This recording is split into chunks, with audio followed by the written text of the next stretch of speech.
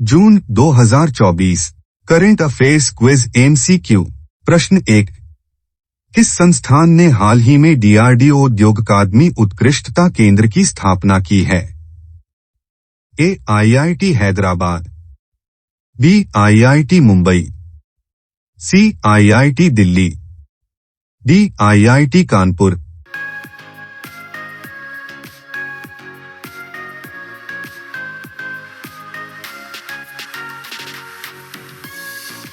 सही उत्तर D, IIT Kanpur. IIT Kanpur ने DRDO के सहयोग से अगली पीढ़ी की रक्षा प्रौद्योगिकियों में अंतःविषय अनुसंधान के लिए DRDO उद्योग अकादमिक उत्कृष्टता केंद्र DRCOI की स्थापना की। यह पहल DRDO की रणनीति के अनुरूप है, जिसमें अनुभवी संकाय, उज्ज्वल विद्वानों और DRDO वैज्ञानिकों के माध्यम से प्रौद्योगिकी विकास को बढ़ावा देने के लिए प्रमुख शैक्षणिक संस्थानों में DIACOI स्थापित करने की रणनीति है, जिससे रक्षा नवाचार के लिए एक मजबूत पारिस्थितिकी तंत्र का निर्माण किया जा सके। प्रश्न 2। किस संगठन ने हाल ही में hooking the next generation, how the tobacco industry capture young customers शीर्षक से रिपोर्ट जारी की? ए. विश्व बैंक, बी. संयुक्त राष्ट्र विकास कार्यक्रम UNEP, सी. अंतर्राष्ट्रीय श्रम संगठन ILO, डी. विश्व स्वास्थ्य संगठन WHO।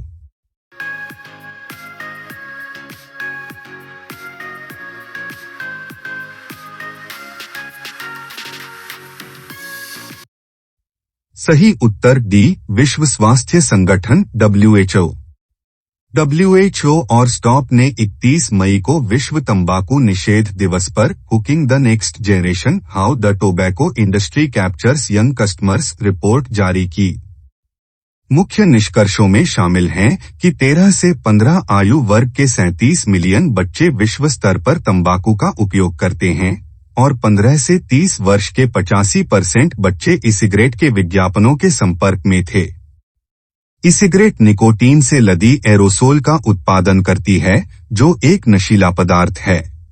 प्रश्न 3। हाल ही में किस संस्थान के शोधकर्ताओं ने पुनः संयोजक प्रोटीन का बड़े पैमाने पर उत्पादन करने के लिए एक उपन्यास और सुरक्षित तरीका विकसित किया है? ए. भारतीय विज्ञान संस्थान IISc, बी. वैज्ञानिक और औद्योगिक अनुसंधान परिषद CSIR, सी. भारतीय कृषि अनुसंधान परिषद ICAR, D. National institute of biomedical genomics NIBMG।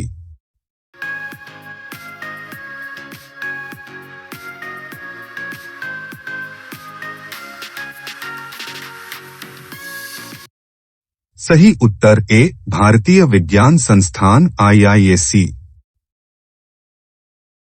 भारतीय विज्ञान संस्थान IISc के शोधकर्ताओं ने पुनः संयोजक प्रोटीन RPs के उत्पादन के लिए एक सुरक्षित प्रक्रिया विकसित की है, जो पुनः संयोजक DNA rDNA तकनीक द्वारा संशोधित प्रोटीन हैं। परंपरागत रूप से इंसुलिन और मोनोक्लोनल एंटीबॉडी जैसे RP खमीर पिचिया पास्टोरिस जैसे जीवों का उपयोग करके उत्पादित किए जाते हैं, जो खतरनाक मेथनॉल का उपयोग करते हैं। नई विधि में मोनोसोडियम ग्लूटामेट MSG को एक सुरक्षित विकल्प के रूप में नियोजित किया गया है।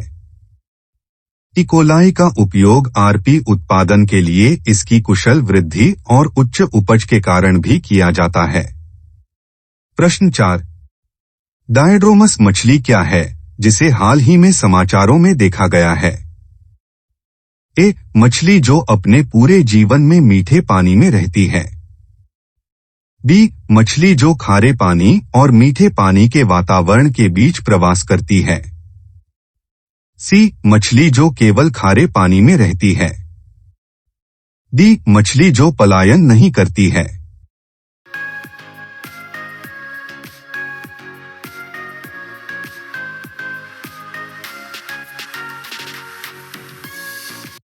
सही उत्तर बी. मछली जो खारे पानी और मीठे पानी के वातावरण के बीच प्रवास करती है।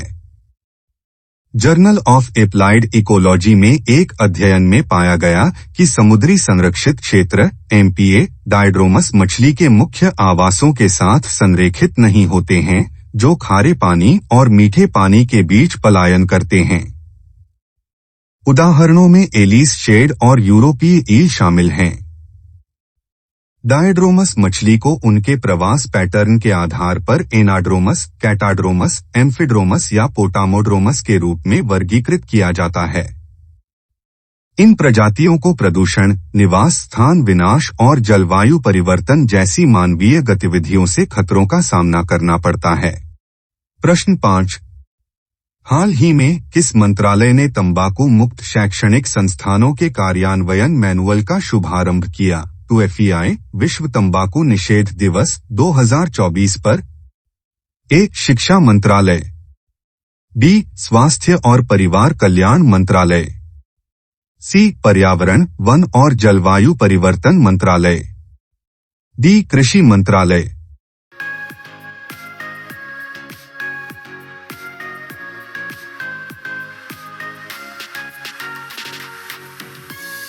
सही उत्तर ए. शिक्षा मंत्रालय। शिक्षा मंत्रालय के स्कूल शिक्षा और साक्षरता विभाग ने सीड्स के सहयोग से नई दिल्ली में विश्व तंबाकू निषेध दिवस 2024 पर तंबाकू मुक्त शैक्षणिक संस्थानों का कार्यान्वयन मैनुअल लॉन्च किया।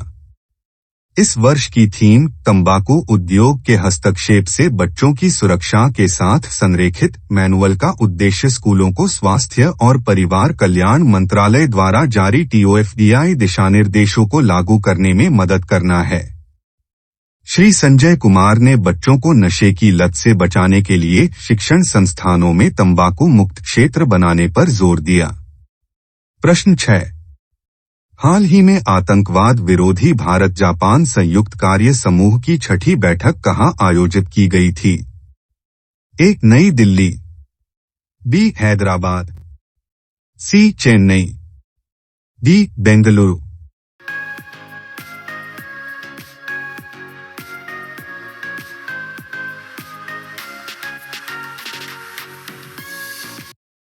सही उत्तर ए. नई दिल्ली।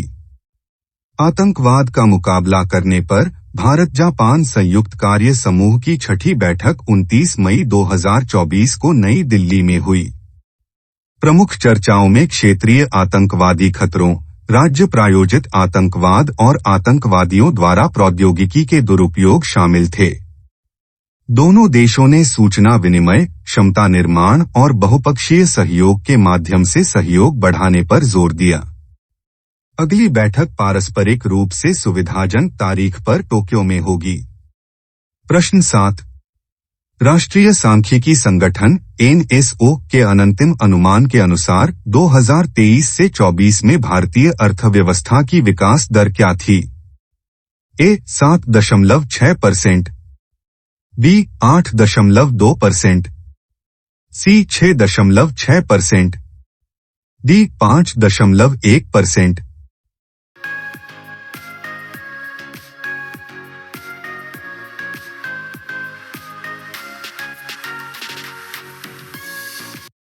सही उत्तर बी. 8.2%। राष्ट्रीय सांख्यिकी संगठन NSO के अनुसार वित्त वर्ष 2023 से 24 में भारत की GDP में 8.2% की वृद्धि हुई, जो भारतीय रिजर्व बैंक के 7.6% के अनुमान को पार कर गई। यह 1960 से 61 के बाद से 9वीं बार है कि सकल घरेलू उत्पाद की वृद्धि 8% से अधिक हो गई है। उच्च विकास दर Q4 जनवरी से मार्च 2024 में मजबूत प्रदर्शन से प्रेरित थी, जिसमें 2023 में इसी अवधि की तुलना में 7.8% की वृद्धि हुई थी। प्रश्न 8। हर साल किस दिन को विश्व दुग्ध दिवस के रूप में मनाया जाता है? ए. 1 जून, बी. 2 जून, सी. 3 जून, डी. 4 जून।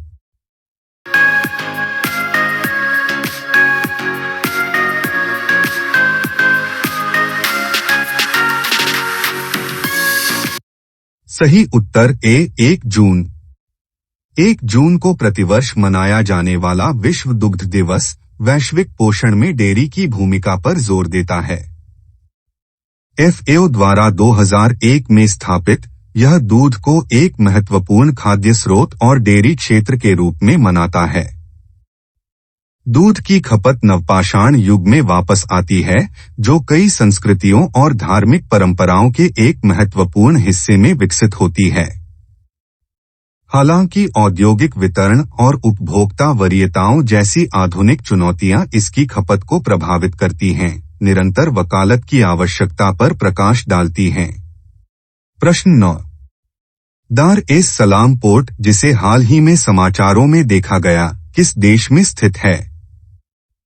ए. Tanzania, B. Madagascar, C. Somalia, D. Libya.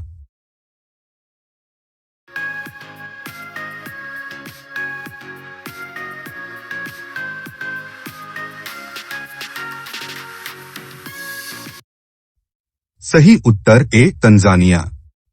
Adani समूह ने तंजानिया में बंदरगाह कारोबार में कदम रखा है और दार एस सलाम पोर्ट पर कंटेनर टर्मिनल 2 के लिए 30 साल का पट्टा हासिल किया है। तंजानिया पोर्ट्स अथॉरिटी के साथ हस्ताक्षरित यह सौदा अडानी के वैश्विक पदचेन का विस्तार करता है। इस बीच इंडियन पोर्ट्स ग्लोबल लिमिटेड ने चाबहार पोर्ट पर ईरान के शाहिद बहश्ती टर्मिनल का प्रबंधन करने के लिए 10 साल का सौदा हासिल किया। तंजानिया का मुख्य बंदरगाह दार एस सलाम पोर्ट देश के कंटेनर वॉल्यूम का 83% संभालता है। कंटेनर टर्मिनल 2 में 1 मिलियन TEU की क्षमता है। प्रश्न 10। फुनान टेक्नो कैनाल परियोजना, जो हाल ही में समाचारों में देखी गई, किस देश से जुड़ी है? A. Malaysia, B. Cambodia, C. Indonesia, D. चीन।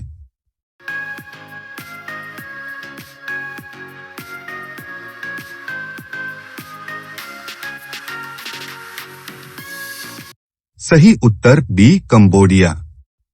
कंबोडिया चीन द्वारा वित्त पोषित 180 किलोमीटर की परियोजना फुनान टेको नहर पर निर्माण शुरू करने की योजना बना रहा है। यह नहर केप एक तटीय प्रांत बासैक नदी के माध्यम से राजधानी नोम पेन्ह से जुड़ेगी, जिससे अंतर्राष्ट्रीय शिपिंग के लिए वियतनामी बंदरगाहों पर निर्भरता कम हो जाएगी। इसका उद्देश्य कंबोडिया की कनेक्टिविटी और व्यापार स्वायत्तता को बढ़ावा देना है। अगर आपको हमारे वीडियो से अच्छी जानकारी मिली हो तो चैनल को सब्सक्राइब और लाइक जरूर करें। धन्यवाद।